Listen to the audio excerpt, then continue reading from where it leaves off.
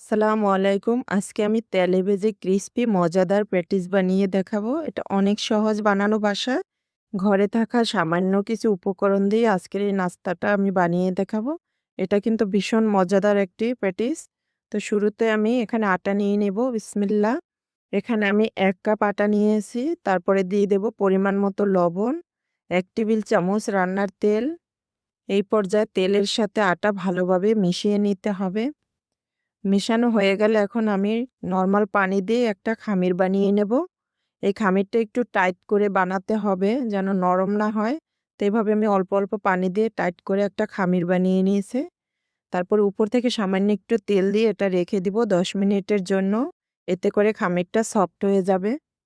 ততক্ষণে আমি প্যাটিসের ভিতরে যে পুরটা সেইটা রেডি করে নেব। কড়াইতে এখানে আমি দিয়ে দিলাম ২ টেবিল চামচের মতো তেল। আর আধা ভাজা করে ১ টেবিল চামচ করে ধনিয়া আর জিরা এখন হালকা একটু ভেজে নিতে হবে তেলের সাথে। তারপরে 1/3 কাপ দিয়ে দিলাম এখানে মটরশুঁটি। মটরটা আমার ফ্রোজেন করা ছিল সেটা দিয়ে দিলাম আর দিয়ে দিলাম ২ টা কাঁচামরিচ। এখন সবকিছু একটু হালকা ভেজে নিতে হবে। এই পর্যায়ে দিয়ে দেব 1/2 চা চামচ হলুদের গুঁড়া, 1/2 চা চামচ মরিচের গুঁড়া। এখন আমি আবার একটু ভেজে নেব হলুদ, মরিচ। আবারও ১ মিনিটের মতো ভেজে নিয়ে এখানে আমি ১ প্যাকেট দিয়ে দিলাম ম্যাগি মসলা আর সামান্য একটু ধনিয়া পাতা। এখন আবার একটু ভেজে নিতে হবে। মসলাটা যখন ভালোভাবে ভাজা হয়ে যাবে তখন আমি দিয়ে দেব আলু সেদ্ধ করে তারপরে আমি এখানে দিয়ে দিলাম। এখন সমস্ত কিছু মসলার সাথে একটু মিশিয়ে নিতে হবে। আবারও কিছুটা লবণ দিয়ে আমি ভালোভাবে মসলার সাথে ভেজে নিব আলু। এখন আমি একটা মিশ্রণ বানিয়ে নেব। ৩ টেবিল চামচ রান্নার তেলের মধ্যে ২ টেবিল চামচ কর্নফ্লাওয়ার দিয়ে ভালোভাবে মিশিয়ে নিতে হবে। আর এখন এই ময়ান করা যে আটাটা সেটা আমি আবার একটু মিশিয়ে এখান থেকে ৫ টা লেচি কেটে নিব।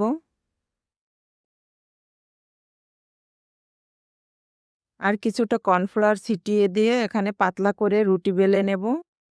৫ টা রুটি আগে বেলে নিতে হবে।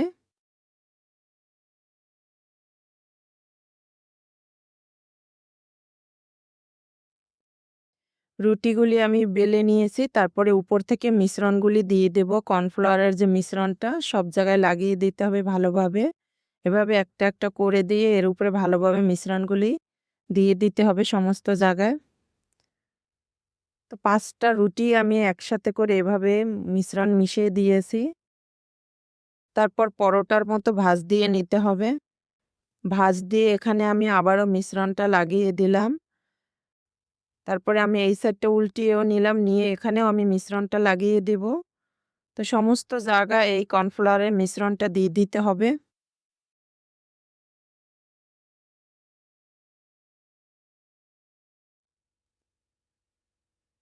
পরোটার মতো উল্টিয়ে একটা ভাঁজ দিয়ে দিতে হবে। তো সমস্ত জায়গায় কিন্তু আমি এই মিশ্রণটা লাগিয়ে দিয়েছি।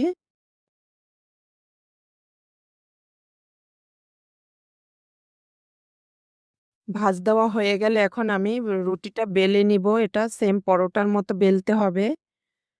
কিছুটা মোটা রেখে এটা বেলতে হবে, বেশি পাতলা করা যাবে না। আর সাইডগুলি আমি সমান করে নিলাম কেটে। তারপর এখান থেকে আমি ৬ টা প্যাটিসের শেপ দিয়ে নিব। আর মাঝ বরাবর এই পুরটা দিয়ে দিতে হবে। আর সাইড থেকে সেই যে মিশ্রণটা আছে মিশ্রণটাও লাগিয়ে দিতে হবে। আর এখানে মাঝখানটা একটু চেপে দিতে হবে ভালোভাবে।